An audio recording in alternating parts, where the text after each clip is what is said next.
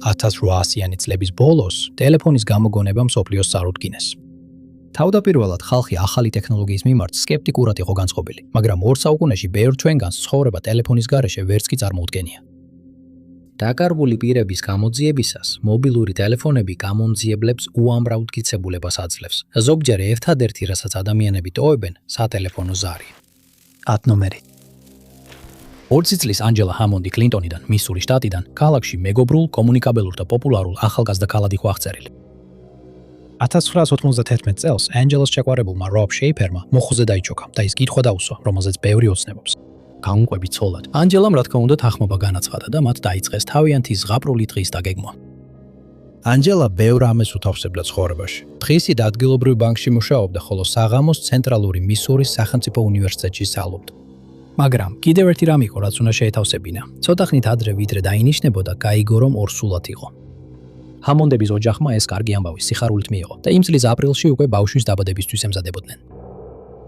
1991 წლის 4 მაისს ანჯელა და რობი ჰამონდების ოჯახთან ერთად ბარბეკიუზე იყვნენ და ცოტა ხნის შემდეგ რობი სახლში დააბრუნეს, რადგან თავის და-ძმებზე უნდა ეზრუნა. რობმა თავის საცოლეს უთხრა, რომ მოგვიანებით ნახავდა, თუმცა არ იცოდა, რომ ეს მათი ერთად ყოფნის ბოლო მომენტი იქნებოდა. რობი რომ სახლში დატოვა, ანჯელამ საღამო თავის მეგობართან გაატარა. ღამის 11-15 საათისთვის ანჯელა უკვე მარტო იყო და გადაწყვიტა მანქანით რობის სახლი და რამდენიმე კვარტლის მოშორებით მდებარე სატელეფონო ჯიხურთან მისულიყო. ტელეფონით ანჯელამ უთხრა, რომ ძალიან დაღლილი იყო, შეხვედრა აღარ შეეძლო და სახლში წასვლა და აბაზანის მიღება უნდოდა. საუბრის გაგრძელებისას მან შეამჩნია, რომ უცნაური მწვანე ფერის ფორდის პიკაპი სატელეფონო ჯიხურის გარშემო ტრიალებდა. რამდენიმე წუთის შემდეგ პიკაპი გაჩერდა და იქიდან კაცი გადმოვიდა. რობმა მოგვიანებით დეტექტივებს უთხრა, რომ ტელეფონზე ძალიან ნერვიულად ჟღერდა და ზუსტად უყვებოდა რა ხდებოდა. რობმა ასევე გაიგონა, როგორ ეკითხებოდა მისი საცოლე უცნობ კაცს. სჭირდებოდა თუ არა ტელეფონის გამოყენება, მაგრამ მან უარი თქვა.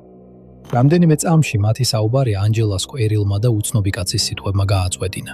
ტელეფონის გამოყენება მაინც არ მჭირდებოდა. იმავე მომენტში რობმა გაიგონა, როგორ ყვიროდა მისი საცოლე დახმარებას და როგორ ავსებდა ჰაერს ბრძოლის ხმები. რადგან მისი სახლი სატელეფონო ჯიხურთან ახლოს იყო, მან მაშინვე გაიქცა თავისი პიკაპისკენ და მანქანით გაემართა. მოხსენებების მიხედვით, როდესაც რობი შემთხვევის ადგილზე მივიდა, მან დაინახა მწვანე ფორდის პიკაპი, რომელსაც ნახატიანი სტიკერი ჰქონდა, როგორ გარბოდა შემთხვევის ადგილიდან. მან სადა სათუთოს დევნა, მაგრამ პანიკაში შემთხვევით უკუსლაში ჩააგდო მანქანა და დააზიანა მისი ნაწილები. რობმა პოლიციას უთხრა, რომ სათუთოს რაც შეიძლება დიდხანს მიხვა, მაგრამ მისი მანქანა ნელ-ნელა გაფუჭებას იწყებდა. საათის განმავლობაში მისურის შტატის საგზაო პატრული კლინტონის ცენტრში გაგზავნეს, ხოლო კიდევ ბევრი ოფიცერი გზებზე გადაადგინებოდა სატვირთოს საპოვნელად. რობმა მხოლოდ XY დაიმახსოვრა სატვირთოს სანომრე ნიშნიდან, რაც ოფიცრებს ბევრი მინიშნება არ აძლევდა. რობის ისტორია დაუჯერებლად ჟღერდა. ეს ასე იყო, მანამ სანამ ორი მოწმე არ გამოჩნდა, რომლებმაც დაადასტურეს ამბავი მწვანე სატვირთოში მყოფი უცნობი კაცის შესახებ. რობი არასოდეს დაუსახელებიათ ეჭვმიტანილად და ანჯელას გაუჩინარებაში მას ეჭვმიტანილად არ მიიჩნევენ. ტელეშოუმ გაუხსნელი საიდუმლოებები ანჯელას გაუჩინარებაზე სიუჟეტი გაუშვა, რამაც საზოგადოებაში მისი საქმის მიმართ ახალი ყურადღება გააჩინა. მაგრამ მრავალი ტელეშოუსა და სტატიის მიუხედავად მისი საქმე კვლავ გაუხსნელად რჩება. ზოგიერთი ვარაუდობს, რომ კენეთ მაკდაფი, ცნობილი სერიული მკვლელი ტეხასიდან, რაიმე ფორმით არის ჩართული ამ საქმეში, მაგრამ ოდესმე არ აღმოჩენილა მტკიცებულება, რომელიც მათ ერთმანეთთან დააკავშირებდა. 2021 წელს გაუმძიებლებმა გაავრცელეს ახალი ინფორმაცია და განაცხადეს, რომ ახლა მიაჩნიათ ანჯელას სხვაში შეეშალათ და ის მცდარი იდენტიფიკაციის მსხვერპლი გახდა. 1991 წლის 4 აპრილს კიდევ ერთმა ქალმა სახელად ანჯელა, რომლის მამაც ინფორმატორი გახდა, მიიღო მუქარის შემცველი წერილი. პოლიცია ეხლა სთხოვს ყველას, ვისაც რაიმე ინფორმაცია აქვს, გამოვიდეს და გაამხილოს იგი. ანჯელა მარი ჰამონდი აღწერილია როგორც თეთრკანიანი ქალი, ყავისფერი თმითა და ყავისფერი თვალებით. სიმაღლე დაახლოებით 4 ფუტი 11 ინჩიდან 5 ფუტამდე და წონა დაახლოებით 120-დან 140 ფუნტამდე. მას ზედად უჩზეებს ნაიარევი და ატარებს კონტაქტურ ლინზებს. ვისაც რაიმე ინფორმაცია აქვს, სთხოვენ დაუკავშირდეს კლინტონის პოლიციის დეპარტამენტს ნომერზე 6082267 და მიუთითოს საქმის ნომერი 9104. ნომერი 9. 40 წლის დაიან ოგეტისთვის ცხოვრება რთული იყო 1990-იანი წლების შუა პერიოდში. თუმცა ყველაფრის მიუხედავად მან შეინარჩუნა თავისი პოზიტიური და ნდობით სავსე ხასიათი. დაიანი ნიუ-იორკში დაიბადა, მაგრამ 1980-იან წლებში ოდესა ფლორიდაში გადავიდა, რათა ოჯახთან უფრო ახლოს ყოფილიყო. 1980-იან წლებში დაიანს ბიპოლარული აშლილობა დაუდგინეს და მედიკამენტები დაუნიშნეს. რამდენიმე წლის განმავლობაში ყველაფერი თითქოს დასტაბილურდა. შემდეგ 1991 წელს მისმა ქმარმა ფრედერიკმა განქორწინება მოითხოვა და სამი შვილის მეურვეობა მიიღო. ამან კიდევ უფრო გააუარესა დაიანის ფსიქიკური ჯანმრთელობა და მისმა ოჯახმა შენიშნა მისი მდგომარეობის გაუარესება. 1990-იანი წლების შუა პერიოდში მან დაიწყო ცუდ ადამიანებთან ურთიერთობა და მას უკვე ჰქონდა წვრილმანი დანაშაულების გამო სამართალდარღვევების სია. დაიანის ოჯახმა ყველაფერი გააკეთა მის დასახმარებლად, მათ შორის ფლორიდის ბეიკერის აქტის ფარგლებში საავადმყოფოში დააწვინეს. 1998 წლის აპრილისთვის მასზე ბეიკერის აქტი 32 ჯერ უკვე იყო გამოყენებული.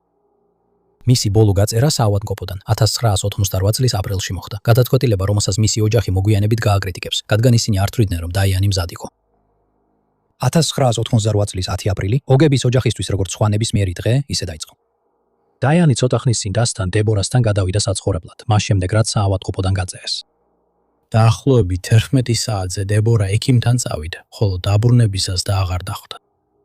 დებორა მაშინვე ოჯახს დაურეკა და სასოწარკვეთილი ცდილობდა დაიანის პოვნას. როდესაც ეს მცდელობები უშედეგო აღმოჩნდა, მათ პასკოს საგრაფოს შერიფის ოფისში შეატყობინეს მისი გაუჩინარების შესახებ და გამოძიება დაიწყო. მოწმეები გამოვიდნენ და განაცხადეს, რომ დაიანი დაინახეს აშატეშის მე-19 გზატკეცილზე ნიუ-იორკ ავენიუსთან ჰედსონში, ფლორიდაში მოსიარულე. შემდეგ, რამდენიმე დღის შემდეგ მისი გაუჩინარებიდან დაიანის დედამ შემაშფოთებელი ზარი მიიღო. იმ დროს, როცა ზარი განხორციელდა, სახლში არავინ იყო, ამიტომ ზარი ავტომატურად გადავიდა ხმოვან ფოსტაზე. როცა მისის ოგეთმა ჩანაწერი მოусმინა, მან ქალის ხმა გაიგონა, რომელიც დაიანა დამოიცნო და ამბობდა: დამეხმარეთ, გამიშვით. სანამ კიდევ ერთი ხმა გაისმებოდა, რომელიც ამბობდა: ჰეი, მომეციეს. სანამ ზარი დასრულდებოდა, მან ასევე განაცხადა, რომ ჩხუბის ხმა გაიგონა. დამრეკავის იდენტიფიკატორმა ზარი სტარლაიტში ოდესაში დააფიქსირა, მაგრამ ზუსტი მდებარეობა შეთანხმებული არ არის. აპრილის 15-ს აშატეჩუს მე-19 გზატკეცილთან ნიუ-იორკ ავენიუს მახლობლად მოიჭრილი თითი წითლად შეღებილი ფრჩქილით აღმოაჩინეს. ამასთან ერთად დასაცმელი მოწესრიგებულად დაკეცილი იპოვეს ჩანთაში, სასუსათო მაღაზიის გარე საყინულეში. გამომძიებლები ფიქრობენ, რომ ეს ნივთები დაიანეს ეკუთვნოდა. 2000 წელს მისი კიდევ რამდენიმე ნივთი პასკოში, ფლორიდაში, ზიპლოკის პარკში იპოვეს. დიანეს საქმეში მხოლოდ ერთი ადამიანი დაასახელეს და ეხლა საქმე ჩიხშია შესული. გამომძიებლებს ცნობები კვლავაც მიეწოდებოდათ, მაგრამ არსებითი არაფერი ამოუჩენიათ. დიანე ლუიზ ოგეთი აღწერილია როგორც თეთრკანიანი ქალი, ქერაცი თური თმით, ცისფერი თვალით, დაახლოებით 5 ფუტი 4 ინჩი სიმაღლით და 130 ფუნტი წონით. ის იღებს რეგულარულ მედიკამენტებს, რომლებიც უკან დატოვა. მას აქვს ნაიარევი მუცელზე და ტატუები ზურგზე და მარჯვენა მხარზე. ვინც რაიმე ინფორმაციას ფლობს, სთხოვენ დაუკავშირდეს დეტექტივ ჩეტ კოქილს, პასკოს ოლქის შერიფის ოფისში, ნომერზე 727. 7 5 8 7 8 მიუთითეთ საქმის ნომერი 9 8 1 5 0 5 4 ნომერი 8. 19 წლის ბრენდონ სვანსონი აღწერეს როგორც ჭკვიანი და გონიერი ახალგაზრდა კაცი. 2007 წელს ბრენდონ სვანსონი იყო მარშალის საშუალო სკოლის კურსდამთავრებულთა შორის, მარშალში, მინესოტაში და ის ემზადებოდა, რომ დაეწყო ზრდასრული ცხოვრება. სკოლის დასრულების შემდეგ მან ჩააბარა მინესოტა ვესტის საზოგადოებრივ კოლეჯში, სადაც ინჟინერიასა და ქარის ტურბინებს სწავლობდა. 2008 წლის მაისისთვის ბრენდონი უკვე შეეგუა სტუდენტურ ცხოვრებას და ემზადებოდა აიოვაში გადასასვლელად, რათა იქ გაეგზელებინა სწავლა კოლეჯში. 13 მაისი ბრენდონისა და მისი ჯგუფისთვის აკადემიური წლის ბოლო დღე იყო, ამიტომ გადაწყვიტეს ეს დღე ეზეიმათ. წვეულება ლინჩში გაიმართა, რომელიც დაახლოებით 7 მილის დაშორებით იყო მისი სახლიდან, მარშალიდან. ბრენდონს მართვის მოწმობა და საკუთარი მანქანა ჰქონდა, ამიტომ იცოდა, რომ ბევრს ვერ დალევდა. წვეულებაზე მყოფებმა განაცხადეს, რომ ის არ იყო მთვრალი და მხოლოდ ერთი ალკოჰოლური სასმელი ჰქონდა დაგემოვნებული. შემდეგი ცნობებით ის კიდევ ერთ წვეულებაზე იმყოფებოდა კენბიში, რომელიც მარშალიდან დაახლოებით 35 მილითაა დაშორებული, სადაც მხოლოდ ერთი ან ორი დამატებითი სასმელი დალია. 13 მაისი 14-ში გადაიზარდა. წვეულება ნელ-ნელა დასრულდა და ბრენდონმა მანქანაში ჩაჯდა, რომ 40 წუთიანი გზა სახლში გაევლო.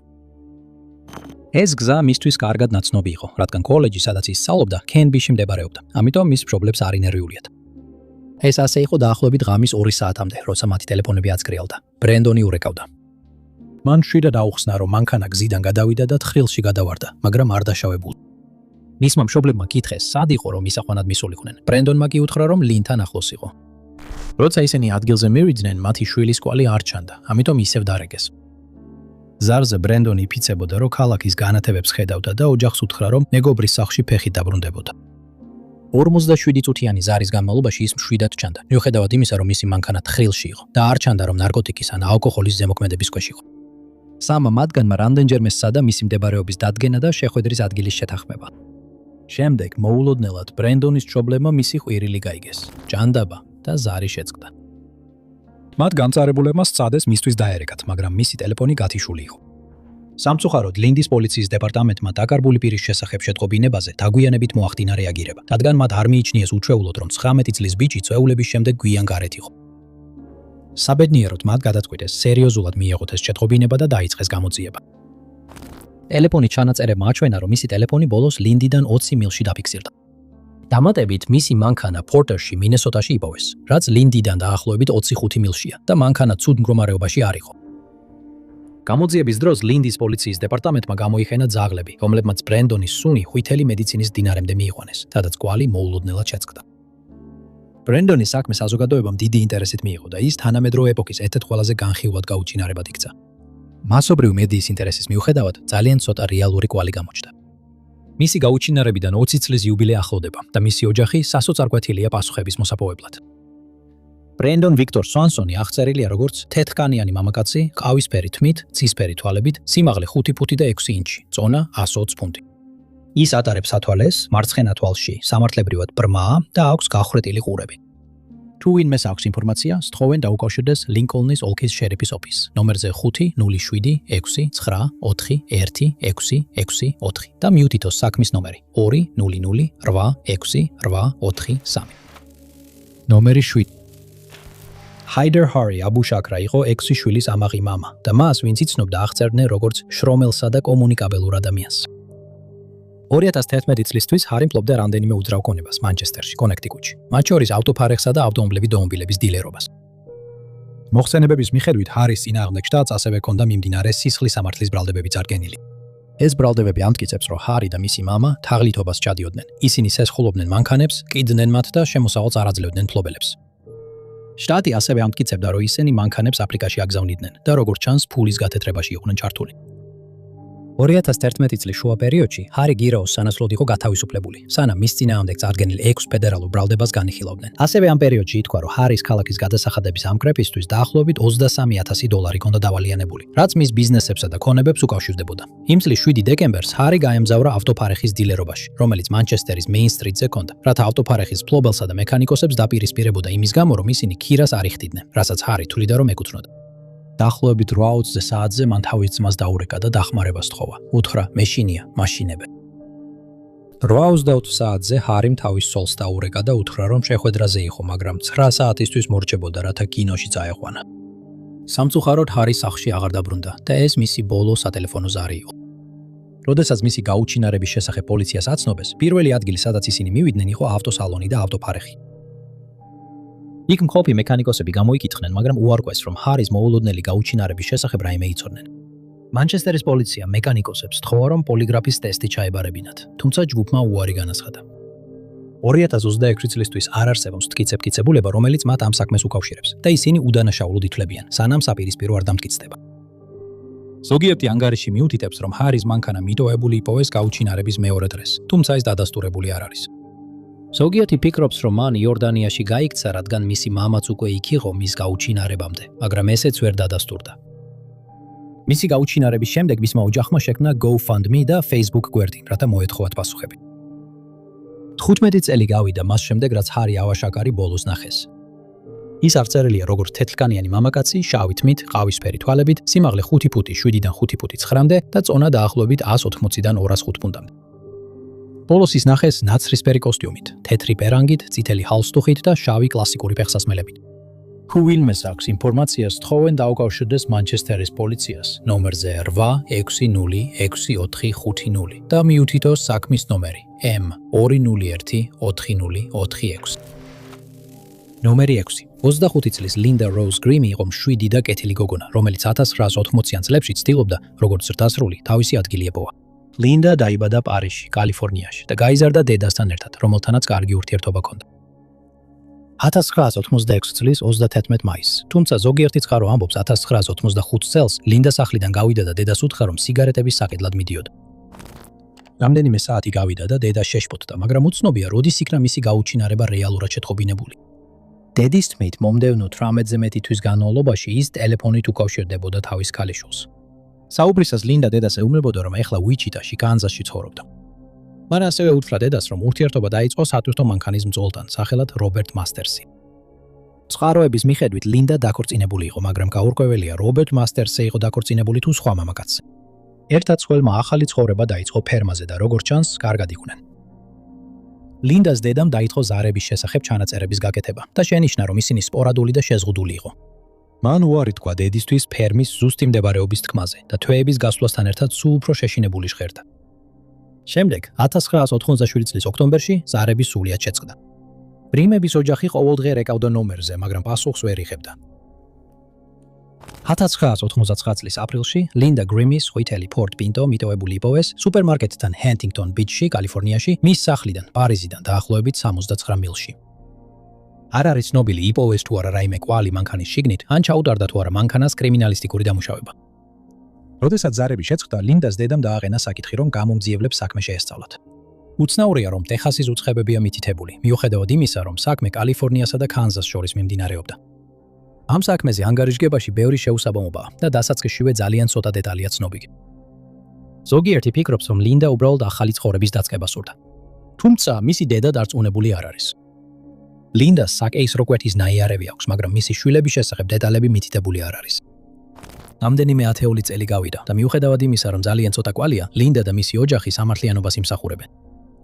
ლინდა როუზ გრიმი აღწერილია როგორც თეთრკანიანი ქალი, ყავისფერი თმითა და ყავისფერი თვალებით, დაახლოებით 5 ფუტი 2 ინჩი სიმაღლით და 110 ფუნტი წონით. მას აქვს ხალი ცხვირზე, ნაიარევი თვალებს შორებს და საკეისრო კვეთის ნაიარევი. ლინდა შესაძლოა ასევე ცნობილია გვარებით: მასტერსი, რეიბი ან ოშესკი. ჰუინმეს აქვს ინფორმაცია სთხოვენ დაუკავშირდეს Orange County-ს შერიფის ოფისს, ნომერზე 78647, 7000, საქმის ნომრით 88038162. ნომერი 5. 2020 წელს ტეხასში იყო 59110 გაუჩინარებული პირის გახსნილი საქმე, რიცხვი, რომელიც ბოლო 6 წლის განმავლობაში გაიზარდა. 36 წლის მარიო მედინა ფუენტესი ამ 59000 ადამიანიდან მხოლოდ ერთია. ვიქტორია აკოსტა მარიოს დამ მედიას უთხრა, რომ ის იყო მუსიყვარულე, კომუნიკაბელური და ერთგული ოჯახის კაცი, რომელიც ყოველთვის ზრუნავდა თავის ოჯახზე. 2019 წლის 31 დეკემბერი ახალი წლის მოლოდინის რიამული ჰაერში ტრიალებდა. ესკონდიდოს ქალაქის მასშტაბით ხალხი ბარებში და სახლის სვეულებებზე იკრიბებოდა. მზად იყვნენ ერთად შეეგებონ ახალ წელს. სავამო 7 საათზე მარიომ დაურეკა დას და დაადასტურა, რომ შეხვდებოდა მას და ოჯახს ეკლესიაში, რათა ერთად ეზეიმათ. საუბრის დროს მან ასევე ახსენა, რომ დღესასწაულამდე ერთ-ორ მეგობარ შეხვდებოდა, მაგრამ დაარწმუნა, რომ აუცილებლად მივიდოდა. იქიდან ვიცით, რომ მან 2 მამაკაცი შეხვდა და მათ მანქანაში ჩაჯდა. პოლიცია ფიქრობს, რომ ისინი უცნობი მიზეზების გამო შესაძლოა პასადენას მიმართულებით მიდიოდნენ, რომელიც ასინტო სიტიდან დაახლოებით 7 მილის მანძილზეა. 20 საათზე მარიო თავის შეყვარებულს ბოლოჯად დაურეკავს. მან გაიხსენა, რომ მარიო ტელეფონით უყვიროდა და ეუბნებოდა, რომ საფრთხეში იყო. მან თქვა, ისინი ჩემს სიცოცხლეს დაასრულებენ, სანამ ხაზი გაითიშებოდა. მისმა შეყვარებულმა და ოჯახმა ტელეფონი ზარებით აავსეს, მაგრამ მან აღარ უპასუხა. როცა ახალი წელი გავიდა და მარიოდან ისევ არ იყო არანაირი კვალი, იგი დაკარგულად გამოაცხადეს და საქმეში ტეხასის საზოგადოებრივი უსაფრთხოების დეპარტამენტი ჩაერთო. სამწუხაროდ ამ საქმეში ძალიან ცოტა დეტალია, რაზეც მისი და ამახვილებს ყურადღებას და იმედოვნებს, რომ შეიცვლება. ვიქტორიამ Fox News 26 უთხრა, რამდენიმე ადამიანს ჩემი ძმის ამბავზე YouTube-ზე ვიდეოები აქვს გაკეთებული და ეს ამბავი გავრცელდა. ის იმდენად არ გავრცელებულა, როგორც სხვა შემთხვევები. რაც უფრო ხშირად გაზიარდება თქვენი ახლობლების ფოტოები, არ ვიცი როგორ თქვა, მაგრამ ეს უფრო მეტ იმედს გაძლევს. Charlie პროექტის მიხედვით იმ 2 მამაკაციდან ერთ-ერთი, ვინც იმ ღამით მარიოსთან ერთად იყო, იდენტიფიცირებულია, მაგრამ ჯერ არ დაუკითხავთ. პოლიციამ ასევე აღმოაჩინა სამეთვალყურეო კამერების ჩანაწერები იმ მანქანის შესახებ, რომელშიც ის მგზავრობდა და რამდენიმე გაჩერება, რომელიც შესაძლოა ადგილობრივ ბენზინგასამართ სადგურზე გააკეთა. ეს ვიდეო მასალა შეგიძლიათ იხილოთ ქვემოთ მოცემულ მულზე. მარიოს ოჯახი ასევე თანამშრომლობს Texas EquuSearch-თან, იმ იმედით, რომ ის სახლში დააბრუნა. ის აღწერილია როგორც ჰისპანელი მამაკაცი, შავი თმით, ყავისფერი თვალებით, სიმაღლე 5 ფუტი და 9 ინჩი, წონა 238 ფუნტი. მას აქვს რამდენიმე ტატუ, მათ შორის ვიქტორია მარჯვენა მხარზე, მატილდა მარცხენა ხელზე და თარიღი 31/01/06 მარცხენა მკლავზე. ვისაც აქვს ინფორმაცია, სთხოვენ დაუკავშირდეს ტეხასის საზოგადოებრივი უსაფრთხოების დეპარტამენტს, ნომერზე 803463243. ნომერი 4. 59 წლის რეი რიკერი იყო კარგად დამკვიდრებული და პატივცემული ადვოკატი სენტერის ოლქში, პენსილვანიაში. 1970-იან და 80-იან წლებში რეი სწავლობდა კოლეჯში და საბოლოოდ მიიღო იურიდიული დოქტორის ხარისხის ეკვივალენტი. მან თავისი პროფესიული კარიერის პირველი ნაწილი სერიოზული დანაშაულების პროკურორად გაატარა. 1985 წელს რეი მოიპოვა სენტერის ოლქის პროკურორის პოზიცია, რომელიც პენსილვანიის რამდენიმე ოლქს მოიცავს. შემდეგი 20 წლის განმავლობაში მან ემსახურა თავის საზოგადოებას და განიხილა მრავალი სერიოზული საქმე, რათა მსხვერპლებსა და მათ ოჯახებს სამართლიანობა მიეღოთ. როდესაც რეი პროკურორად მუშაობდა, განქორწინდა და მალევე შეხვდა პატი ფორნიკოლას. მათ შორის ურთიერთობა დაიწყო, რომელიც მის პროფესიულ კარიერასთან ერთად ვითარდებოდა. 2005 წლისთვის რეი უკვე 20 წელი ემსახურებოდა შტატს და გადაწყვიტა აღარ ეყარა კანდიდატურა რაიონული პროკურორის პოსტზე. აპრილის 5-ს რეი ადრე ადგა სამსახურში წასასვლელად. აკოცა თავის შეყვარებულს და დაემშვიდობა. შემდეგ კი დატოვა თავისი სახლი ბელფონტეინში, პენსილვანიაში. ჩანაწერების მიხედვით, იმ დილით რეი მივიდა რაიონული პროკურორის ოფისში და თავის თანამშრომლებს აცნობა, რომ ნახევარ დღეს დაისვენებდა. გამომძიებლებს ჯერ კიდევ არ აქვთ ზუსტი პასუხი, რატო აიღო რეიმ ნახევარი დღე, მაგრამ დაახლოებით 11:00 საათზე მან დატოვა ოფისი და მას შემდეგ აღარავის უნახავს. 11:30-ზე მან დაურეკა თავის შეყვარებულს, ფეტის, და უთხრა, რომ ჩრდილო-აღმოსავლეთისკენ, ლუისბურგის მიმართულებით მიდიოდა, რომელიც უნიონის ოლქშია და სახლიდან დაახლოებით 60 მილში მდებარეობს. კვლავ გაურკვეველია, რაზე ისაუბრეს მათ ზარის დროს და ამის შემდეგ რეი რიკერი აღარავის უნახავს და არც არაფერი სმენიათ მის შესახებ. იმავე საღამოს მისი შეყვარებული შეშფოთდა და პოლიციას დაუკავშირდა, რათა მისი გაუჩინარების შესახებ ეცნობებინა. პირველმა ძიებამ აჩვენა, რომ მის ტელეფონზე და საბანკო ანგარიშებზე არანაირი აქტივობა არ დაფიქსირებულა. შემდეგი კვალი მხოლოდ მეორე დღეს, 6 აპრილს გამოჩნდა, როდესაც მისი მანქანა, წითელი მინი კუპერი, მიტოვებული იპოვეს ლუისბურგის ავტოსადგომზე, სასქეჰანას მდინარის მახლობლად. გამომძიებლებმა აღნიშნეს, რომ მანქანაში სიგარეტის სუნი იდგა და შიგნით სიგარეტის ნაცარიც კი იყო დარჩენილი, რაც მის ოჯახს ძალიან გაუკვირდა. რეის სიგარეტს ძალიან ვერ იტანდა და თავად არასდროს მოუწევია. მისი ოჯახი ასევე ამბობს, რომ რეი არასდროს მისცემდა ნებას ვინმეს მის მანქანაში ეწია, რადგან თამბაქოს დარჩენილი სუნი ვერასდროს იტანდა. არ არის ცნობილი ამოიღეს თუ არა მანქანიდან დნმ-ის კვალი ან თითის ანაბეჭდები. საქმეს სწრაფად მიიპყრო მედიის ყურადღება, მაგრამ ამის მიუხედავად საქმე გაუხსნელი დარჩა. ეს ასე იყო მანამ, სანამ 3 თვის შემდეგ, 2005 წლის ივლისში, მისი პროკურატურის მიერ გაცემული ლეპტოპი არ იპოვეს სასქეჰანას მდინარეში, ხიდის საკრდენს შორის გაჭედილი. საყრდენი რამდენიმე ასეული იარდის მოშორებით იყო იმ ადგილიდან, სადაც მისი მანქანა იპოვეს და მასზე კიდევ ერთი უცნაური კვალი იყო. მყარ დისკს ხელით ამოიღეს, სანამ ლეპტოპს ხალხში გადააგდებდნენ. მყარ დისკს მდინარიდან ამოსაღებად კიდევ 3 თვე დასჭირდათ. სამწუხაროდ დისკი იმდენად იყო წყლით გაჟღენთილი და დაზიანებული, რომ მისგან ვერაფერი აღადგინეს. Charlie პროექტის მიხედვით, როდესაც გაუნძიებლებმა რეის ონლაინ აქტივობა შეამოწმეს, მან მოძებნა ინფორმაცია თუ როგორ დაეზიანებინა მყარი დისკი და რა ზიანი მიაყენებდა წყალი ნოუთბუქს. მიუხედავად იმისა, რომ ამ საქმეს დიდი ყურადღება ექცევა, ახალი კვალი თითქმის არ გამოჩენილა. ბევრი ვარაუდობს, რომ რეის სამსახურიდან გამომდინარე გახდა სამიზნე. ის ცენტრის ოლქის ზოგიერთი ყველაზე მძიმე დანაშაულის საქმეზე პროკურორი იყო და პოლიციისთვის ბუნებრივია იფიქროს, რომ ვინმეს შეიძლება შურისძიება უნდოდეს. თუმცა ამის დასადასტურებლად ძალიან ცოტა ფიზიკური მტკიცებულება და საქმე ახლა უკვე ცივ საქმედ არის მიჩნეული. რეი გრიტერი აღწერილია როგორც თეთრკანიანი მამაკაცი, რომელსაც აქვს ნაცრისფერი ხავისფერი თმა, მწვანე თვალები, დაახლოებით 6 ფუტი სიმაღლე და 170 ფუნტი ზონა. შეიძლება იყენებდეს გვარებს, გრეი ან ლანგი და ბოლოს ნახეს ღია ლურჯი ფლისის ქურთუკით, ლურჯი ჯინსებით და სპორტული ფეხსაცმლით. თუ გაქვთ რაიმე ინფორმაცია, გთხოვთ დაუკავშირდეთ დანა მარტინის პენსილვანიის შტატის პოლიციიდან, ნომერზე 814 600 96 მესამე. 38 წლის როი ჯეიკობ ჰეგელი აღწერეს როგორც კეთილი და კომუნიკაბელური ადამიანი, რომელიც ცხოვრობდა ფარგოში, ჩრდილოეთ დაკოტაში. მისი ნათელი და კომუნიკაბელური ხასიათი კარგად ერგებოდა მის სამუშაოს როგორც მოგზაური გამტიდველი, ის კარგად ასრულებდა თავის საქმეს და მოგზაურობდა აშეთეშოს მასშტაბით. სამუშაოს მიღმა. როი ასევე ძალიან უყვარდა ბოულინგი და ხშირად ესწრებოდა ბოულინგის ტურნირებს. 1999 წლის 26 თებერვალს მან ფარგოში ერთ-ერთ ასეთ ტურნირზე მიიღო მონაწილეობა და იქ მყოფებმა განაცხადეს, რომ მასში ცვლილება შენიშნეს. მისი გახსნილი ხასიათი და თბილი დამოკიდებულება აღარ იგრძნობოდა და ჩანდა, რომ ის რაღაცას ებრძოდა. ეს ტურნირი იქნებოდა ბოლო შემთხვევა, როცა ის ნახეს, მაგრამ არა ბოლო შემთხვევა, როცა მისგან ხმა მიიღეს. ტურნირის დატოვების შემდეგ თავის ლურჯ ფორდ ტემპოში როი გზას დაადგა და მთელი ქვეყნის მასშტაბით იმოგზაურა. Charlie პროექტის მიხედვით გამომძიებლებს ჯერ კიდევ არ აქვთ ზუსტი პასუხი, რამ გამოიწვია ეს მოგზაურობა, რადგან ამბობდნენ, რომ ამ მოგზაურობის დროს როი არ მუშაობდა. 1999 წლის 8 მარტს როიმ უკანასკნელად დაამყარა კონტაქტი, როცა თავის ოფილ შეხვარებულს დაურეკა. ზარის დროს მან თქვა, რომ კინგმანში, არიზონაში იმყოფებოდა, მაგრამ გეგმავდა დაბრუნებას ბისმარკში, ჩრდილოეთ დაკოტაში, რომელიც ფარგოდან 200 მილის დაშორებითაა. მისმა ყოფილმა შეხვარებულმაც თქვა, რომ როიმ უთხრა, რომ 9 დღის განმავლობაში 9 სხვადასხვა შტატში იყო და მხოლოდ $200 ჰქონდა. ამ ზარის შემდეგ მალევე როი დაკარგულად გამოცხადდა და დაიწყო მისი ძებნა. 2 დღის შემდეგ 10 მარტს მისი მანქანა მიტოვებული იპოვეს უკაცრიელ გზაზე კალიფორნიაში, სიკვდილის ველის მონუმენტთან ახლოს, კინგმენისგან, არიზონას შტატში, 228 მილზე მეტი დაშორებით.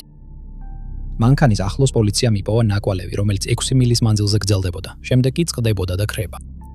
საინტერესოა, რომ როის მამაც გაუჩინარდა 1970 წელს, თუმცა მოგვიანებით გამოჩნდა, როცა ახალი ცხოვრება დაიწყო. გამომძიებლები იმედოვნებენ, რომ როის შემთხვევაშიც იგივე მოხდა, თუმცა დანაშაულის ვერსია საბოლოოდ გამორიცხული არ არის. როი ჰეგელი აღწერილია როგორც თეთრკანიანი მიმამაკაცი, ავისფერი თმითა და ყავისფერი თვალებით. სიმაღლე 6 ფუტი და წონა დაახლოებით 170-დან 185 ფუნტამდე. მას მარცხენა საფეთქელზე რგოლის ფორმის ნაიარევი აქვს და შესაძლოა სახეზე წვერი ჰქონდეს.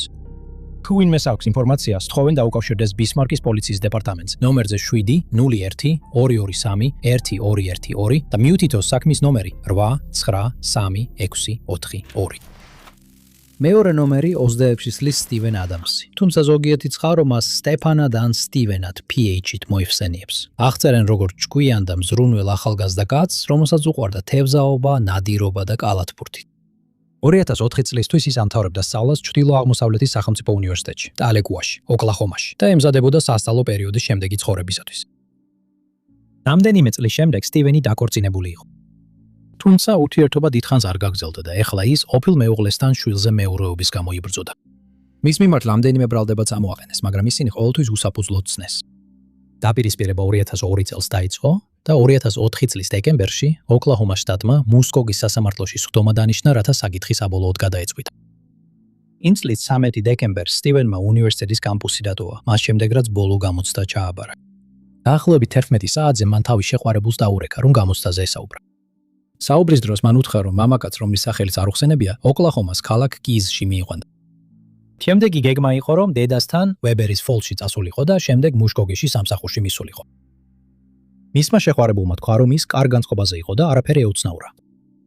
30 წუთის შემდეგ სტივენის ერთ-ერთმა მეგობარმა სცადა დაერეკა მისთვის, მაგრამ შენიშნა, რომ ზარები ერთი ზარის შემდეგვე ავტომატურად გადადიოდა ხმოვან პოსტაზე. სტივენი არც დედის სახლში მივიდა და არც სამსახურში. მეორე დღეს მისმა შეყვარებულმა სტივენის დაკარგვის შესახებ განაცხა და გამოძიება დაიწყო.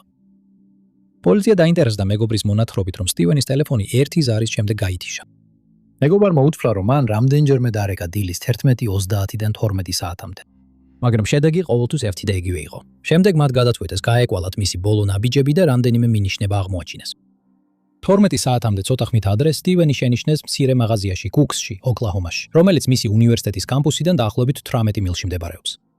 მოწმეებმა გაიხსენეს, რომ დაინახეს როგორ იყიდა მან გაზიანი სასმელი და რამდენიმე წუთით მაღაზიის გარეთ იდგა. შენიშნეს, რომ ნერვიულობდა, მაგრამ არავინ მისულა მასთან. სტივენის ძებნისას მათ კიდევ ერთი კვალი აღმოაჩინეს. იმ დღეს, როცა სტივენი გაუჩინარდა, უცნობი მამაკაცი, რომელიც აღწერეს როგორც თეთრკანიანი, დაახლოებით 5 ფუტი და 11 ინჩი სიმაღლის, ყავისფერი თმით და 40-დან 50 წლამდე ასაკის შენიშნეს, სტივენის ბინის ახლოს მდებარე უბნის მაღაზიის გარეთ მოუსვენრად მყოფი. მოხსენებების მიხედვით მამაკაცი მართავდა პიკაპს და იქვე ტრიალებდა, თითქოს ვინმე ელოდებოდა. დილის 11 საათზე ამ უცნობმა მამაკაცმა დატოვა ბინის მახლობლად მდებარე სადგომი და წავიდა. ეს მნიშვნელოვანია, რადგან სწორედ ამ დროს ჰქონდა სტივენს უკანასკნელი კონტაქტი. პოლიციას ეს პიროვნება ეჭვმიტანილად არ გამოუცხადებია, თუმცა მათ ძალიან სურთ მასთან საუბარი. მიუხედავად იმისა, რომ პოლიციამ გამოძიებაში დიდი დრო ჩადო, ძალიან ცოტა რეალური კვალი გამოიკვეთა. მისი მანქანა არასდროს უპოვიათ და გაურკვეველია, სად შეიძლება წასულიყო.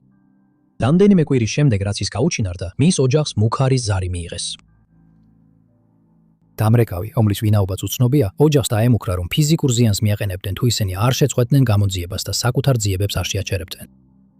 სტივენის მამამ, კარლ ადამსმა, მის შვილის გაუჩინარების 20 წლიანი იუბილეს დროს ინტერვიუ მისცა და თქვა: ის იყო ერთადერთი მთელი ჯგუფიდან, ვინც კოლეჯში წავიდა. მას ეს ძალიან უყვარდა. თუ ვინმე გამოვა და ამ ინფორმაციას მოგვაწვდის, საკმარისად მამაც იქნება ამისთვის, ჩემთვის ის სუპერგმირი იქნება. მე ამას ბრძოლას გავაგრძელებ, ეს ჩემი სატარებელი ჯვარია. ის ჩემი შვილი იყო, მე მიყვარს ის. ეხლა ზუგს არ შევაქცევ. სტივენ ადამსი აღწერენ, როგორც დაახლოებით 5 ფუტი 7 ინჩი სიმაღლის და 164-დან 200 ფუნტამდე წონის, ყავისფერი თმითა და ყავისფერი თვალებით. ის ასოცირებულია ჩეროკების ერთან ოკლაჰომაში. მას ასევე აქვს მძიმე ასთმა, რომელიც საჭიროებს ინჰალატორს, რომელიც სახლში დარჩა. ყველას, ვისაც აქვს ინფორმაცია ამ საქმეზე, სთხოვენ დაუკავშირდეს ოკლაჰომის შტატის საგამოძიებო ბიუროს ნომერზე 9-18-582 9065. მიუთითეთ საქმის ნომერი CR04 CR04 180. ან შეგიძლიათ ანონიმურად დაუკავშირდეთ FBI-ს. პირველი ნომერი და თავის მშობლიურ მეინის შტატში ტურნეებზე დადიოდა.